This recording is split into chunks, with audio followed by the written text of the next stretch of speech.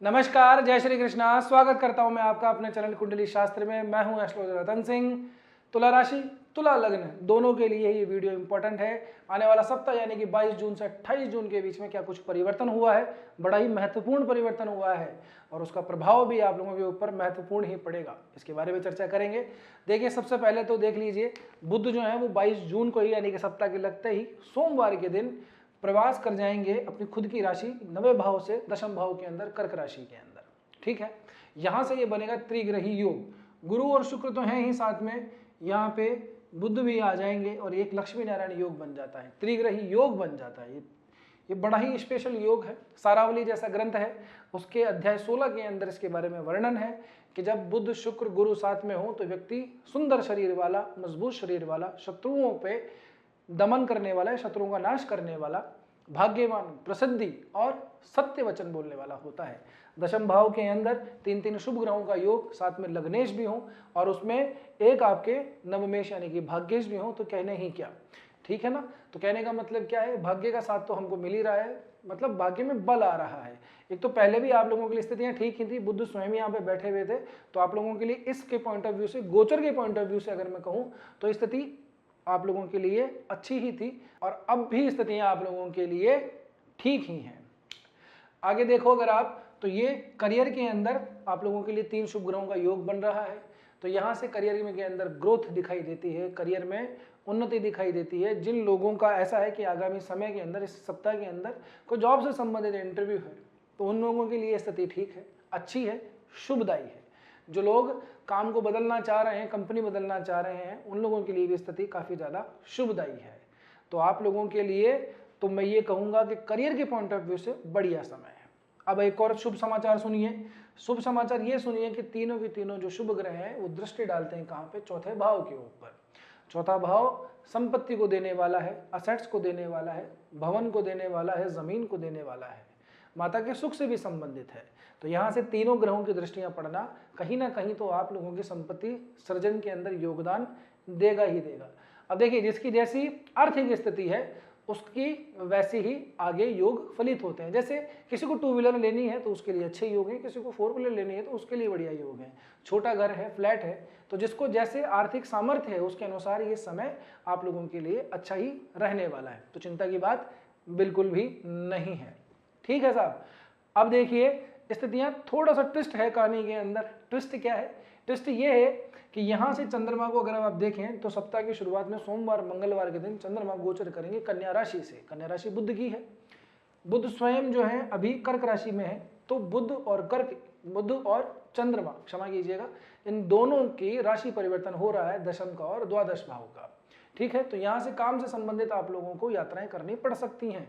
साथ ही के अंदर ट्रांसफर वगैरह चाह रहे हैं, प्रमोशन के साथ में ट्रांसफर वगैरह चाह रहे हैं, तो भी आप लोगों के लिए उचित समय रहेगा। ठीक है, इसके अलावा जो है, अगर वैसे ही कुछ ट्रैवल चल रहे हैं, काम से रिलेटेड नहीं है, तो काम निकाल लीजिए उसके अंदर, कैसे ना कैसे करके आप लोगों के लिए बेटर परिणाम होंगे।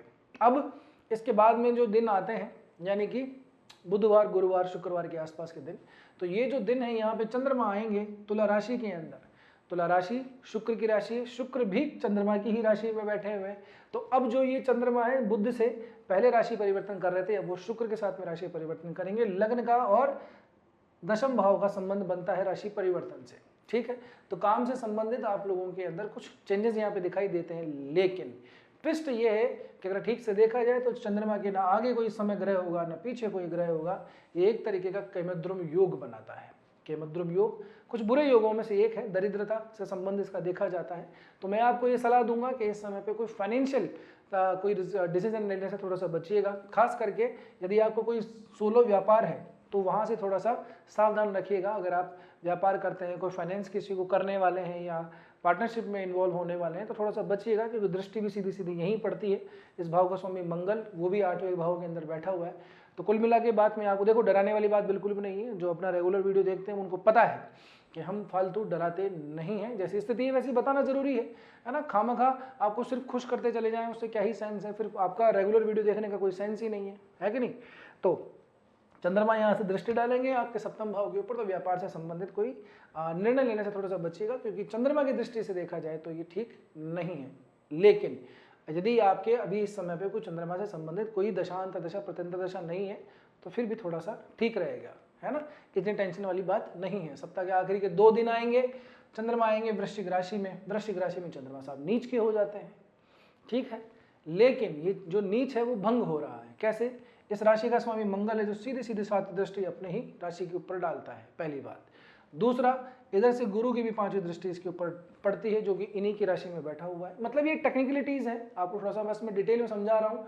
गुरु की नवम पंचम से संबंध होना, गुरु की 5वीं दृष्टि पड़ जाना, लग्नेश इस राशि के स्वामी की जो है दृष्टि पड़ जाना नीच को भंग कर देता है। लेकिन फिर भी अकेला तो चंद्रमा है ही, केमद्रुम जैसी स्थितियां भी थोड़ी बहुत तो बनती ही हैं। तो यहाँ पे धन से संबंधित चीज़ों को थोड़ा सा ध्यान रखिएगा। क्या होता है अक्सर ऐसे टाइम के अंदर कि अगर किसी को पैसा दे दिया जाए तो थोड़ा सा फंस जाता है, पैसा आ तो जाता है लेकिन शुरुआत में फंस जाता है, टेंशन हो जाती है कि यार पैसा पता नहीं आएगा या नहीं आएगा।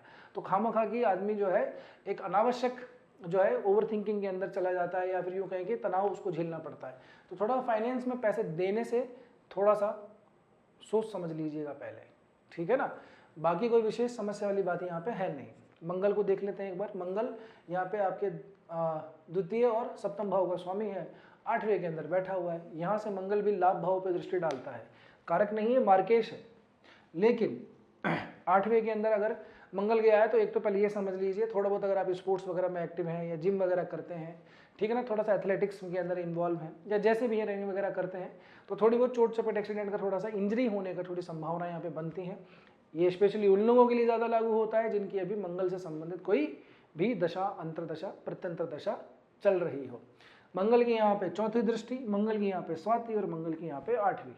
पराक्रम भाव का स्वामी, वैसे नैसर्गिक कारक बनता है मंगल, पराक्रम का थोड़ा सा क्या है कि एडवांटेज रहता है मंगल के पास में।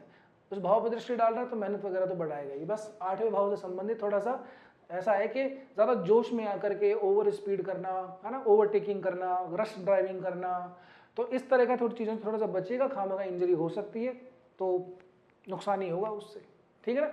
इसके अलावा कोई टेंशन लेने वाली बात नहीं है। राहु शनि और केतु से रिलेट करता हुआ कोई खास विशेष परिवर्तन हुआ नहीं है।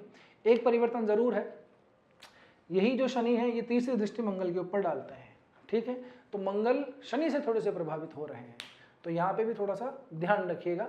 ऐसी स्थिति के अंदर आदमी के ऊपर क्या है, अनावश्यक ही थोड़ा सा ब्लेम लग जाता है, आदमी थोड़ा सा एरोगेंस एटीट्यूड में थोड़ा ज़्यादा आ जाता है, कटुवाणी बोल देता है, कठोर वचन बोल देता है। यहाँ पे आपके जो सीनियर बॉस, फ्रेंड और बड़े भाई जो हैं उस भाव पे दृष्टि मंगल की पड़ती है, तो उनसे स्पेशली तमीज़ से संभल के बात कीजिएगा, है ना। खामखा अपनी जो अच्छी स्थिति चल रही है वो किसी से रिलेशन ब्रेक हो जाए, क्या ही सेंस है उस बात का, ठीक है ना। बस इतना ही है, और तो कोई खास बात है नहीं। एक सप्ताह में इतना ही बहुत है। अब यहाँ तक पहुँचे हो तो वीडियो ठीक ही लगा होगा, मैं उम्मीद कर रहा हूँ, और अगर वीडियो ठीक लगा है तो लाइक भी कर दिया होगा। रिक्वेस्ट मेरी आप लोगों से ये है कि नए हो तो सब्सक्राइब करो, और वीडियो को जितना ज़्यादा अगर आप हाइप दे सको ना तो भाई बहुत बहुत धन्यवाद आप लोगों का, बहुत बहुत साधुवाद आप लोगों का। वीडियो को हाइप ज़रूर से दे दीजिएगा। बस इतना ही है आज के वीडियो में, मिलते हैं अगले वीडियो में। तब तक के लिए स्वस्थ रहिए, मस्त रहिए, अपना और अपनों का ध्यान रखिए। जय श्री कृष्णा, जय श्री राम, हर हर महादेव, जय गौरी शंकर।